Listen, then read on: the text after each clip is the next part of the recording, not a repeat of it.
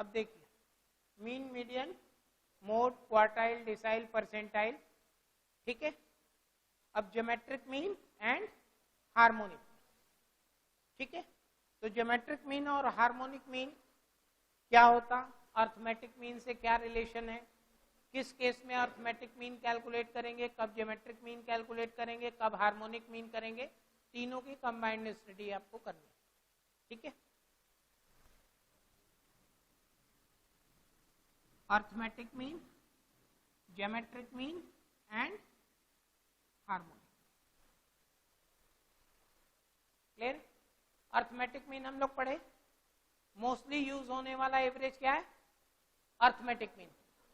Daily life में हर जगह हम अर्थमेटिक मीन को यूज करते, क्लियर।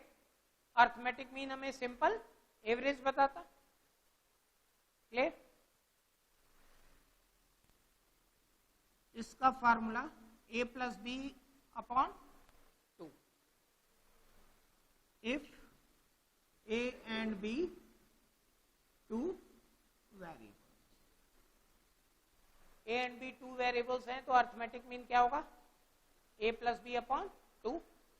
क्या फार्मूला था, sigma x upon n. Geometric mean under root a into b, clear. Geometric mean nth root होता, harmonic mean 2 upon 1 upon a plus 1 upon,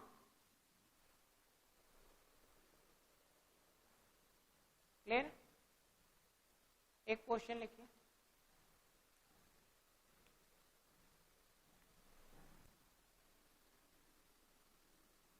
Varanasi to Allahabad 60 kilometre per hour से गए and 40 kilometre per hour से return हुए, average speed क्या होगी,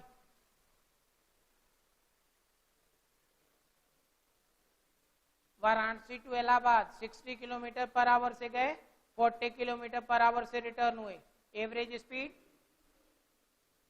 50। तो ये wrong हो जाएगा आंसर आप लोग, क्योंकि स्पीड के केस में हम हमेशा हार्मोनिक मीन कैलकुलेट करते, कैलकुलेट करिए हार्मोनिक मीन से।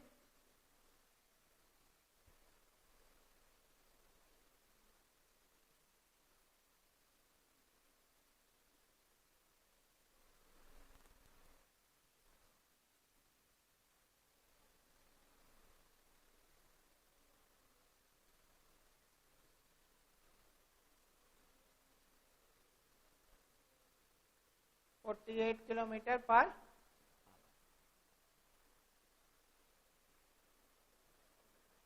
क्लियर। देखिए एवरेज कैलकुलेट करना ही नहीं है, कब यूज होगा ये भी आपको ध्यान में रखना, क्लियर। और ये बहुत ही सिंपल क्वेश्चन है, एग्जाम में आता और गलत होता। ए ऑप्शन 50 दिया रहेगा, 48 लास्ट ऑप्शन होगा, क्लियर। मींस जहां भी स्पीड की एवरेज की बात होगी हम कौन सा एवरेज कैलकुलेट करेंगे, harmonic mean, clear. Simple mean a plus B upon 2 है, सिंपलेस्ट फॉर्म, और ये सिंपल है इसीलिए इसका यूज हर जगह होता है। Second geometric mean, geometric mean कब कैलकुलेट करते हैं, यहां पे इंक्रीज और डिक्रीज परसेंटेज की बात, ठीक है। जैसे ग्रोथ रेट, किसी कंट्री की growth rate gross domestic product first year 10% increase की, सेकंड ईयर 20% इंक्रीज, तो एवरेज इंक्रीज क्या होगा, फर्स्ट ईयर 10% इंक्रीज की, सेकंड ईयर 20% इंक्रीज की, तो average increase in growth rate. तो वहां पे ज्योमेट्रिक मीन का कैलकुलेशन करेंगे, वहां पे एवरेज मीन नहीं कि फर्स्ट ईयर 10% ग्रोथ हुआ, सेकंड ईयर 20% ग्रोथ हुआ, तो 10 प्लस 20 इक्वल टू 15% नहीं होगा, ठीक है। या फर्स्ट ईयर 20% डेप्रिसिएशन लगा, सेकंड ईयर 16% लगा, तो एवरेज डेप्रिसिएशन ज्योमेट्रिक मीन से आप कैलकुलेट करें, वहां पे सिंपल अर्थमेटिक मीन नहीं कैलकुलेट करें। क्लियर है? अब यहां पे कुछ टॉपिक है कि तीनों में क्या रिलेशन है, अर्थमेटिक मीन है, ज्योमेट्रिक एंड हार्मोनिक मीन में क्या रिलेशन है। 2 वेरिएबल के केस में क्लियर है। 3 वेरिएबल्स अगर होगा तो if A B and C, a plus B plus C upon 3, clear है? और यहां पे a into B into C 3 upon, clear? इसी तरह 4 वेरिएबल्स होंगे तो 4th रूट हो जाएगा ज्योमेट्रिक मीन में, और हार्मोनिक और सिंपल में कैलकुलेशन। ठीक है? 4 1 अपॉन ए, 1 अपॉन बी, 1 अपॉन सी, 1 अपॉन डी। क्लियर है? यहाँ nth रूट आपका इंक्रीज होता जाएगा ज्योमेट्रिक मीन। क्लियर? अब 2 वेरिएबल्स हमने लिया 9 एंड 4। क्लियर? अर्थमेटिक मीन क्या होगा? 6 point, geometric mean 6, harmonic mean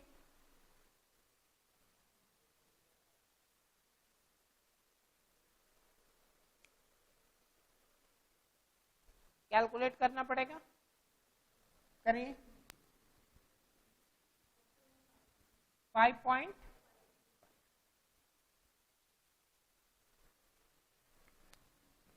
nine plus 4 upon 2 that is 6.5, 9 into 4 equal to 6, 2 upon 1 by 9 plus 1 by 4,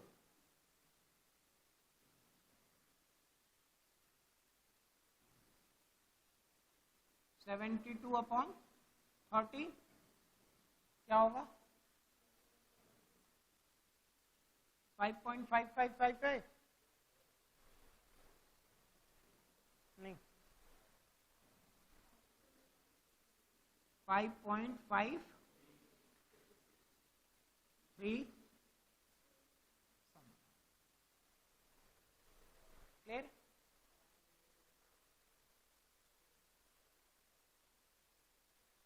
क्या रिलेशन है? अगर हम 2 वेरिएबल्स लें 6 एंड 6, देखिए यहां ए बी हमने क्या लिया 9 एंड, अगर ए बी हम 6 एंड 6 लें तो अर्थमेटिक मीन क्या होगा? 6 प्लस 6 अपॉन 2 क्या आया? 6 इंटू 6 क्या आया? और यहाँ 2 अपॉन 1 बाई 6 प्लस 1 बाई 6, क्या डिफरेंस लग रहा है? कि अगर डाटा क्या हो, सेम हो, तो अर्थमेटिक, ज्योमेट्रिक और हार्मोनिक क्या होगा? सेम होगा। In the case of constant variable, variable अगर आपका क्या हो, कांस्टेंट होगा, तो अर्थमेटिक, ज्योमेट्रिक और हार्मोनिक मीन सेम होगा। लेकिन वेरिएबल कांस्टेंट अगर नहीं है देन देखिए, then arithmetic mean more than and geometric mean more then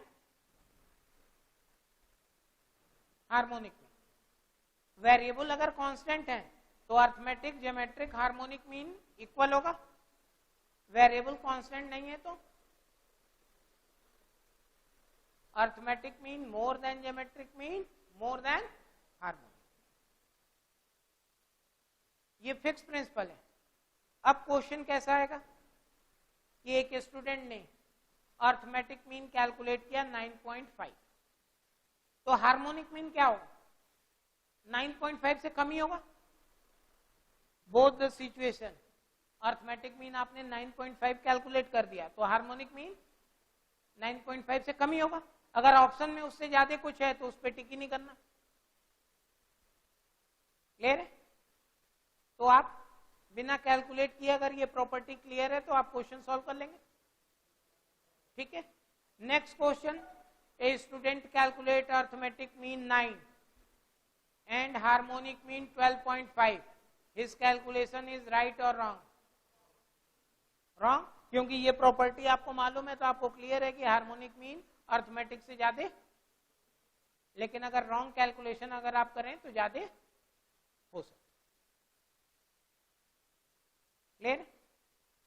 अब यहां आपको रिलेशनशिप जो है अर्थमेटिक, ज्योमेट्रिक एंड हार्मोनिक में, ये लिख लीजिए, arithmetic mean more than equal to geometric mean more than equal to harmonic, ये इक्वेशन बनेगा।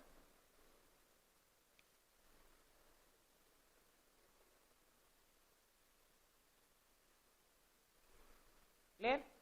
और सेकंड जो आपको लिखना है, geometric mean equal to under root arithmetic mean into harmonic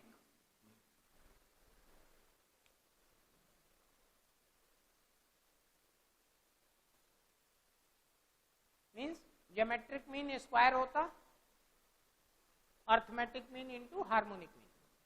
इसको आप ऐसे भी लिख सकते हैं, geometric mean square arithmetic mean into harmonic mean.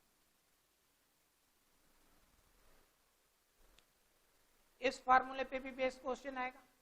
आपको ज्योमेट्रिक मीन और अर्थमेटिक मीन की वैल्यू गिवन है, हार्मोनिक मीन आप कैलकुलेट कर लेंगे। क्लियर है?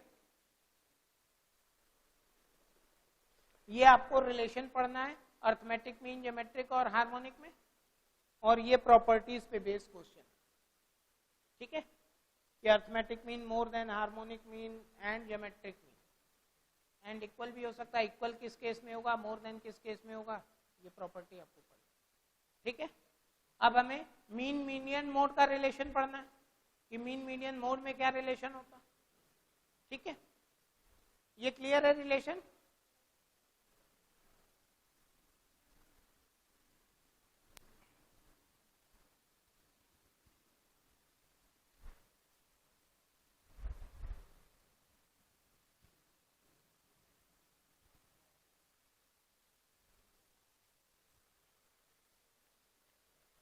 अब मीन मीडियन मोड का जो रिलेशन होता है वो क्वेश्चन पे ही सॉल्व करें आप। ठीक है, हम 3 क्वेश्चन लिख रहे हैं, तीनों में मीन मीडियन मोड कैलकुलेट करते हैं, फिर उसके रिलेशन को एक्सप्लेन करते हैं। ठीक है,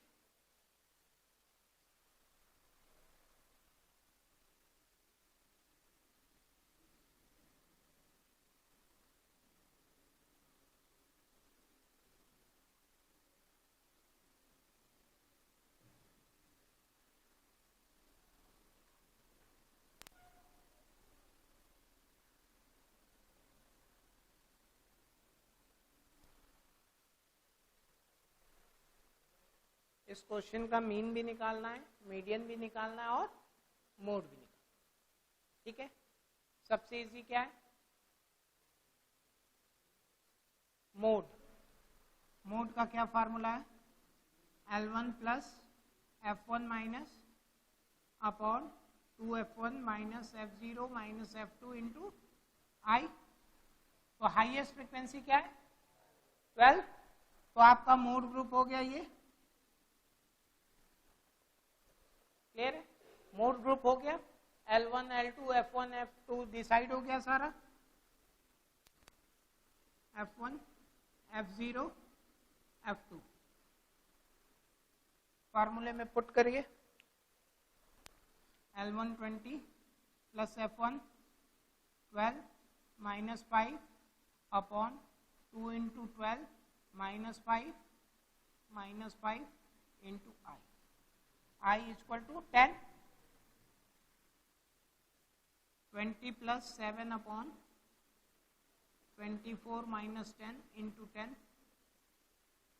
20 plus 70 upon 40, 20 plus 5 equal to 20। Clear है, मोड एकदम सिंपल है।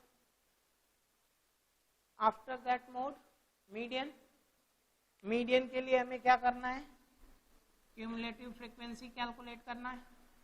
Cumulative frequency 4, 9, 21, 26, 30, n equal to 30।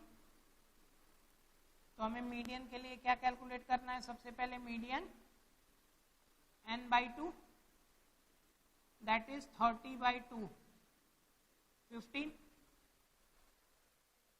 15 किस सीएफ में आएगी?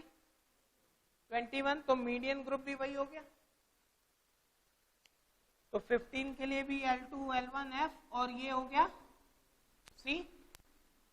तो median equal to L1 plus I upon F M minus 20 plus 10 upon F 10 12 M 9 minus C 15 minus 9 20 plus 10 into 6 upon 12 20 plus 5 25। Median भी 25। अब mean calculate करना है। Mean के लिए हमें मिड वैल्यू चाहिए। क्लियर है? Mid value that is x L1 L2 को ऐड करके अपॉन 2 करेंगे। 0 प्लस 10 की मिड वैल्यू 5, 10 20 की mid value 15, 25, 35 and 45। Mean calculate करने के लिए हमें fx चाहिए। तो फाइनली आप f into x, f 4 into 5, 5 into 15, 12 into 25, 5 into 35, 45 into 4।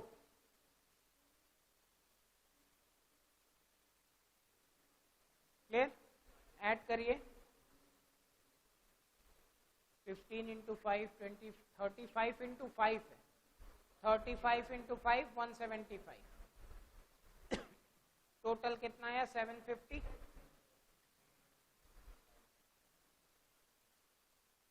Mean equal to sigma f x upon n 750 upon that is 25। Clear? अब देखिए मीन 25, मीडियन, मोड। क्लियर है? तीनों ही mean equal to median equal to mode. जब भी ये situation हो, ये सिचुएशन हमेशा नॉर्मल डिस्ट्रीब्यूशन या सिमेट्रिकल सीरीज में होगी। सिमेट्रिकल सीरीज मीन्स ऐसी सीरीज जिसकी फ्रीक्वेंसी इंक्रीज करे और फिर वापस सेम रेशियो में इंक्रीज और डिक्रीज करे।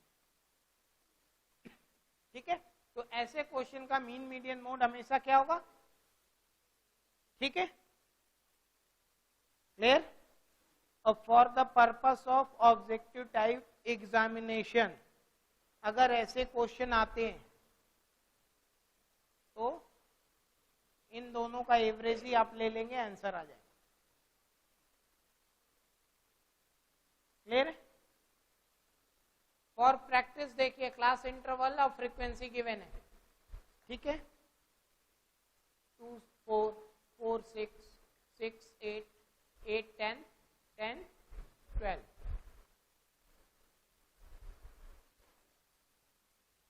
मीन क्या होगा? 12 2 14 अपॉन 2 7। मीडियन भी, मोड। क्लियर है? मीन्स फर्स्ट आपको ये डिसाइड करना है कि जिस रेशियो में इंक्रीज हो रही है डिक्रीज हो रही है, आप इसका कैलकुलेट करेंगे, सेम रिजल्ट आएगा, mean median mode equal. Clear है? अगर आपको प्राइमा फेसिया देखने से लगता कि ये नॉर्मल डिस्ट्रीब्यूशन का क्वेश्चन है तो मीन मीडियन मोड तीनों में इक्वल होंगे। ठीक है? और आपको क्वेश्चन ऐसा भी आ सकता कि student calculate mean 25 of normal distribution, what is mode? तो मीन 25 है नॉर्मल डिस्ट्रीब्यूशन का, तो मोड भी 25 की। क्लियर है? और नॉर्मल के अलावा मींस एक सिमेट्रिकल होता है, एक अनसिमेट्रिकल सीरीज। अनसिमेट्रिकल सीरीज में पॉजिटिव एंड नेगेटिव, ठीक है। तो उसमें mean more then median more than mode, clear है। या तो इक्वल होगा या पॉजिटिव होगा या नेगेटिव होगा, ठीक है। मींस ग्राफिकल प्रेजेंटेशन अगर ये है तो नॉर्मली डिस्ट्रीब्यूटेड है, मींस जिस रेशियो में इंक्रीज किया उसी रेशियो में डिक्रीज किया, ठीक है। अब क्वेश्चन देखिए, एक क्वेश्चन हम तीनों का दिखा रहे हैं आपको।